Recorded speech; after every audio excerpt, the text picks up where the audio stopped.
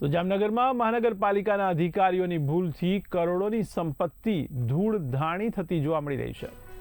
ત્યારે જાડા દ્વારા 2019માં મોહનનગર આવાસ યોજના બનાવવામાં આવી હતી। ત્યારબાદ મહાનગરપાલિકાને તે સુપ્રત કરવામાં આવી હતી।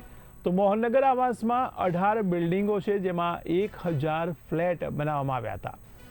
ત્યારે આવાસ ધારો કે સુખાકારી માટે 34 જેટલી આગળના ભાગે દુકાનો પણ બનાવવામાં આવી હતી। ત્યારે કરોડોના ખર્ચે 34 દુકાનો બનાવી હતી, જે આજ દિન સુધી તેનું વેચાણ કરવામાં આવ્યું નથી। તો વર્ષોથી આ દુકાનો ધૂળ ખાય છે। તો મહાનગરપાલિકાના અધિકારીની બેદરકારી સામે આવી છે। ત્યારે હાલ દુકાનોની વેચાણ કરવાનું પણ વિચારવામાં આવે તો પણ દુકાનોનું રિનોવેશન કરવું પડે તેવી સ્થિતિ સર્જાઈ ગઈ છે।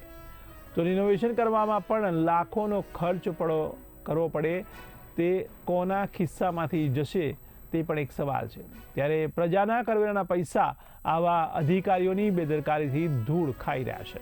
તો દુકાનોની હાલ એટલી ખરાબ સ્થિતિ છે કે લાદીઓ પણ તૂટી ગયેલી છે। ત્યારે દુકાનોની આગળ વૃક્ષની ઝાડીઓ પણ બની ગઈ છે।